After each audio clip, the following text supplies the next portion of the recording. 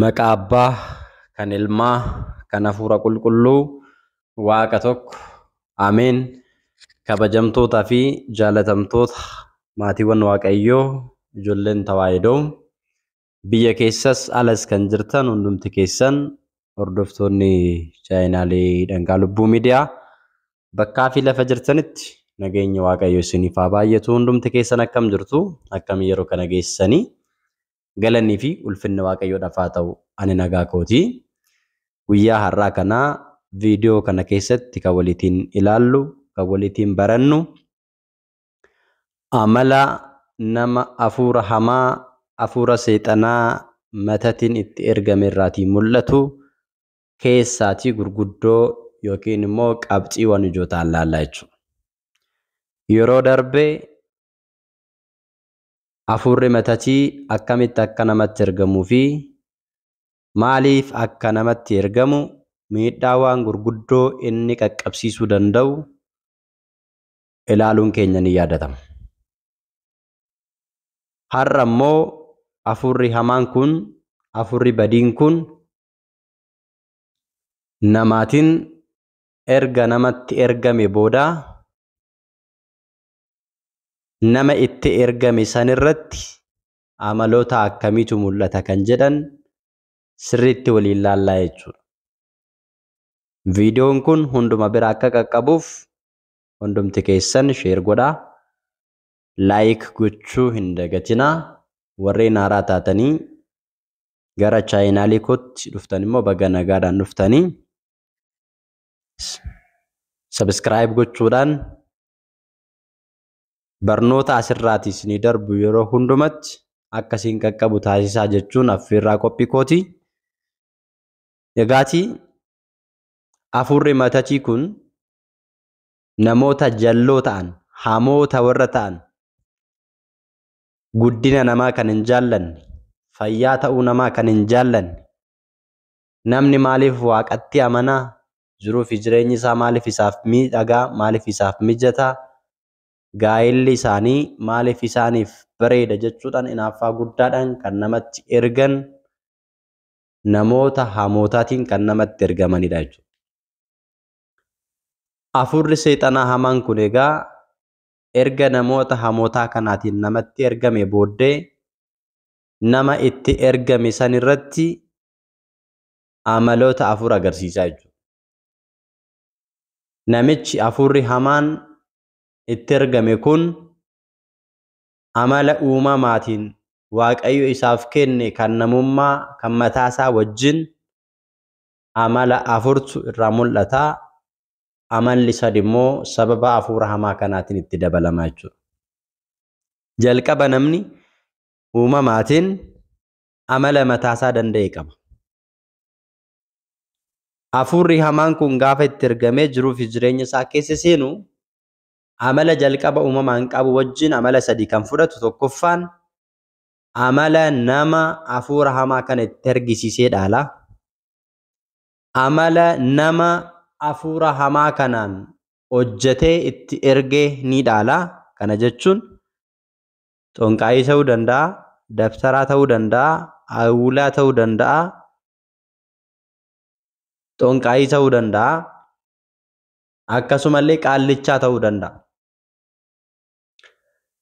Amala namicha isa xonqaayii yookiin immoo hafuura matatii kana hojjetees namtichi itti ergame kun ni dhaala. Sadaffaan immoo amala daabiloos, amala seexanichaa kan mataasaa dhaala jechuudha. Kan isaa wajjin meeqa ta'eera? Afur ta'eera jechuudha. Namichi kun egaa kanaan booda jiruu fi jireenya isaa keessatti amaloota afurtu irratti gaggeeffama. Miidhaa hafuurri hamaan kun irratti geessisu yookiin immoo kaayyoo hafuurri hamaan kun ergameef balleessi yoo jedhame balleessuu, ajjeesi yoo jedhame ajjeesuu, nagaa dhorkii, maatii isaa walitti naqii, maatii addaan baasii, qabeenya isaa jalaa bittinneessi, fayyaa dhorkii, namaa gadi akka inni ta'u taasisi jedhamee kan itti ergame irratti dabalataan amaloota gurguddoo arfan kana qabaataa jechuudha namichi. Kanarraa kan ka'e namni kun yeroodhaa yerootti amalli isaanii jijjiiramaa jechuudha. Takkaa amala mataasaa, lammaffaan amala namicha itti ergisiisee, sadaffaan amala nama itti ergee, arfaffaan immoo amala mataa isaa kan daabiloos adeemsan amala mataa isaa dhaalchisee namtichi kun yeroodhaa yerootti amalli isaa akka jijjiiramu taasisaa jechuudha. Kanarraa kan ka'e namichi amma yoo kan kolfu ta'e osoo homtuu hin uumamin yookiin immoo osoo homaa hin ta'in takka erga tureen booddee immoo kan gaddu ta'a jechuudha. Lafaa ka'ee ni aara. Har'a yoo nagaa si gaafate immoo boru si cufee si bira darba. Tasallee yoo ati kan itti dubbattu ta'e si ifata. Amala namicha kanaa beekuu hin dandeessu, sii galuu hin danda'u jechuudha. Ati waan kana rakkoo isaa kana hin arginiif abaluun maal ta'e kan inni natti muufate yookiin immoo kan inni na cufee na bira darbe jettee keessa keetti yaaddee abaluun amaadha jettee yaadda malee rakkoo namicha kanaa hin hubanneefi jechuudha. Sababiin isaa maaliif yoo jenne amalli isaa akkuma amma jalqaba kaafne kana amala afur waan qabuuf yeroo tokko nagaa ta'a, yeroo tokko nagaa dhaba, yeroo tokko ni gammada, yeroo tokko ni gadda, yeroo tokko ni kolfa, yeroo tokko ni boo'a, lafumaa ka'ee haaraa ofii naasaa adeemaa jechuudha. Sababiin isaa maaliif yoo jenne amala nama kanaa akka jijjiiramu kan taasise namtichi miidhamaan kun amaloota namoota hafuura itti erganii kanaan waan qooddatuuf yookiin immoo waan fudhatuufidha jechuudha. Namni miidhamaan kun kolfi isaa, dubbiin isaa, deemmin isaa guyyaa keessa jijjiiramee kan namoota hafuura kana itti erganii fakkaachaa deema jechuudha. Jalqaba nama nagaa yoo ture, jalqaba nama gaarii yoo ture, amma guyyaa keessa jechuudha erga hafuurri hamaan kun itti ergameen booddee amala isa jalqabaa sana gallakkisee amala daabiloosii fi amala namoota lamaan itti erganii kanaan dhaalamaa jechuudha. Yeroo isaa bakka hin taanetti kan dabarsu, yeroo isaan immoo achiitii aaran inni isa asiitii ni aaraa jechuudha. Aarii guddaa keessa gala. Sababiin isaa jarri gaafa achii immoo isaan kolfanii namichi isa asii ni kolfaa, gaafa jarri achii gammadan namichi isa asii ni gammadaa jechuudha. Amala namoota itti erganii yookiin itti ergisiisanii kana dhaalaa jechuudha. Maaliif yoo jenne amala mataasaa uumamaan qabu irratti dabalataan amalli kun irratti dabalameera waan ta'eef. Bifuma kanaatiin jechuudha namtichi miidhamaan kun kadhannaadhaan jabaatee maqaa Waaqayyootiin hafuurri isa qabate kun yeroo inni hidhamu namoonni hafuura kanaa itti ergan lamaanis hidhaa hafuura kanaa qooddatu jechuudha. Fakkeenyaaf namichi kun hafuura hamaa kanaan miidhamee yoo dhukkubsatee gara iddoo tsabalaatti deeme hafuurri hamaan irra jiru humna Waaqayyootiin gaafa hidhamu, gaafa gubatu, jarreen hafuura hamaa kana itti erganis akkuma hafuurichi asii gubatu kana achii ni gubatu jechuudha. Akkuma hafuurichi asii ba'u sana isaanis achii ni ba'u jechuudha. Waan hafuurri hamaan kun asitti namicha irraatii ta'u hunda taateen kun hunduu jarreen kana lamaan irratti mul'ata jechuudha. Yeroo hafuurichi gara si'oolitti hidhamee yookiin immoo darbatamu immoo jireenyi namoota kanaa foonummaadhaan jireenya si'oolii jiraatu jechuudha. Akkasumas hafuurichi yeroo qabamee gara si'oolitti gatamu jarri seexana kana ergan lamaanis sa'aa hafuurri badaan kun itti qabametti lubbuun isaanii ni cinqama, ni dhiphata. Ibidda guddaa keessa, rakkoo guddaa keessa, dhukkubbii guddaa keessa galu jechuudha. Battalatti hafuurri hamaan kun gaafa inni qabamu humna Waaqayyootiin gaafa hidhamu isaanis ni beeku, ni hidhamu, ni gubatu jechuudha. Sababiin isaa maaliif yoo jenne namoonni kun lamaan yeroo hafuura badii kana namatti ergan seexanichi callisee isaaniif kan ergamu miti jechuudha. Akkasumaan lafaa ka'ee deemee nama sana balleessuudhaaf callisee isaaniif hin ergamu. Waadaa isaan galfatee gibira isaan irraa barbaadu irraa fudhatee erga firummaa isaa mirkaneeffate booda nama isaa miidhi jedhanii ajajan sana deemee miidha malee callisee lafumaa ka'ee namoota irratti ergamee miidhu jechuudha afurichi. Jalqaba jara wajjin firummaa isaa mirkaneeffata. Walitti dhufeenya isaa mirkaneeffata, waadaa isaan galchisiifata jechuudha. Waadaa galanii fi waan inni barbaadu yookiin immoo gibira inni isaan irraa barbaade sana kaffalanii fi kennaniifitu hafuura hamaa kana ergu.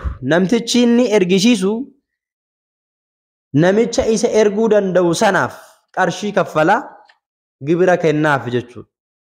Waan namichi fidi jedhe hunda geessa. Namtichi inni ergu sun immoo dabtarichi yookiin xonqaawichi immoo hafuuricha waliin laayisensii guuteera yookiin immoo walii galtee firummaa mallatteesseera jechuudha. Waadaa isaaf galeera. Hafuurichaaf waan gochuu qabu qarshii argatu sanarraatii waan qooduufii qabuu fi karaa ittiin gibira isaaf dhiyeessuu danda'u waadaa galee fi hafuurichis waadaa galfateetiif deema malee callisee hin deemu jechuudha. Kanarraa kan ka'e jarreen sadan kun harka wal keessaa qabu jechuudha. Qaama tokko ta'u. Gaafa hafuurichi ergame kun asiitii qabamu humna waaqatiin namichi iddoo sabalaa deemee yookiin immoo kadhannaan gaggeeffamee fi yookiis ofii kadhannaa gaggeessee sagadee tsoomee kadhatee fooniif dhiiga waaqayyoo gaafa fudhatu hafuurichi hamaan kun maal ta'a humna waaqaa kanaan asii gaafa qabamu jarreen isinii qabamu jechuudha. Kanaaf namoonni kun hafuura badii kana wajjin hafuuraan waan tokko ta'aniif waan seexanni ergan sun ta'e hundi isaan irratti raawwata jechuudha. Taateen yookiin gochaan sun isaan irratti gaggeeffama. Yeroo seexanichi reebamu isaan illee bakka jiranitti ni reebamu, ni adabamu jechuudha. Yeroo seexanichi gubatu dhaabbidumatti bakka jiranitti jarreenis ni gubatu jechuudha. Yeroo hafuurichi namicha gadhiisee gara si'oolii seenu isaan immoo jireenya dukkanaa jiraachuu jalqabu jechuudha. Fakkeenyaaf haa fudhannuti ijoollee lakkuu dhalatan mee haa fudhannu. Ijoolleen lakkuu dhalatan kun mucaan inni tokko yoo asii dhukkubsate inni tokkos ni dhukkubsata. Ni dhukkubsata. Mucaan inni tokko yoo beela'e inni tokkos ni beela'a. Mucaan inni tokko yoo boo'e mucaan inni hafes ni boo'a jechuudha. Akkuma kana namoonni hafuura kana erganis hafuurri badii kun waliin dursa fedhii isaaniitiin waan wal simatanii isaaf bitamuu isaaniif gibira gaafateen erga mirkaneessanii fi booda hariiroon hafuura kana waliin qaban akka maatii ta'a jechuudha. Akka maatii ta'a yookiin maatii mana tokko keessaa bakka walii galtee qabu jechuudha. Laayisensii qabu. Yookiin gibira isaaniif galchaniif lubbuun namoota sanaa gaafa darbitu lubbuun kun kan kooti jedhee hafuurri kuni gara ofiisaatti yookiin gara si'oolitti fudhata jechuudha. Waadaan isaanii galan amma lafa jiru irratti waanan si jedhe naa raawwadhu, waanan si ajaje naaf godhi, gaafa lubbuun koo du'e immoo lubbuu koo fudhadhuuti si'oolitti na hidhi jedhaniitu waadaa galuuf yoo barbaadan.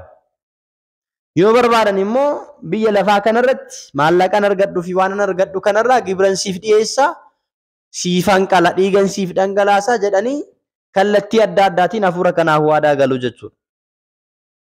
Kanarraa kan ka'e hafuurichi isaa wajjin hariiroo qaba jechuudha. Erga hariiroo isaanii wajjin godhatee booddee hafuuricha kanaan deemi gaafa jedhuun dabtarichi gara inni ajajetti deemaa jechuudha. Maaliif dursee waan inni barbaadu isaaf guuteera waan ta'eef.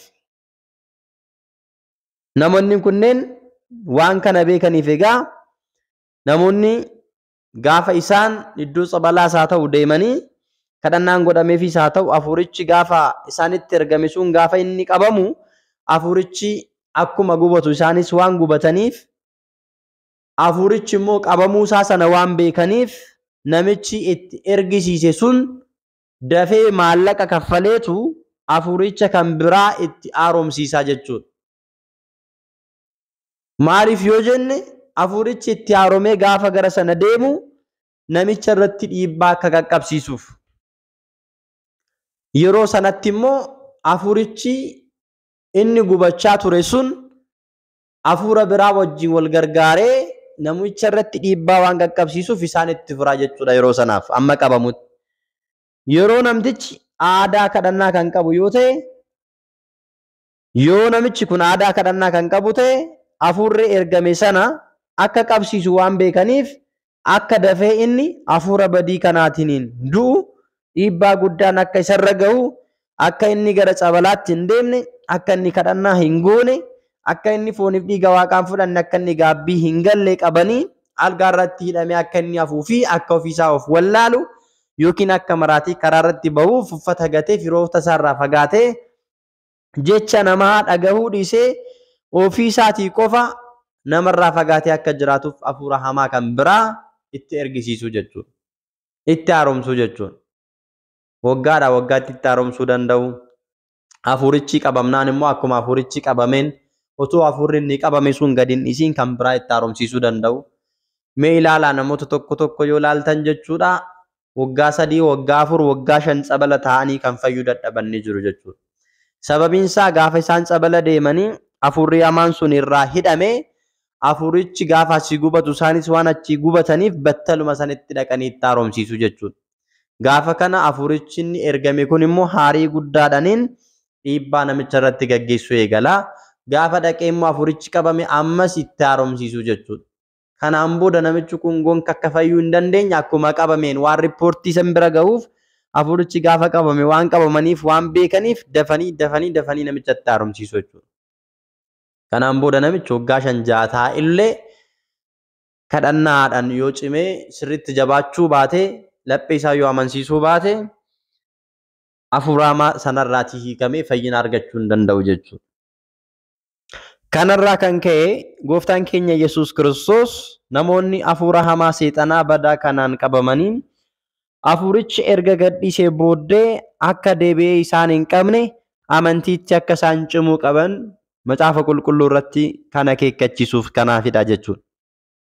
Yoo namoonni hafuura hamaa kanaatiin qabamanii hafuurri hamaan sun gad isaan dhiisee amantaadhaan yoo cimuu baatan hafuurri hammeenyaa kun isa duraarra harka 7 ta'ee dhufuudhaan akka nama sana keessa seenee jireenya isaa haariidhaan balaa irra geessisuu danda'u gooftaan keenya Yesuus Kiristoos wangeela isaa irratti ibseera jechuudha.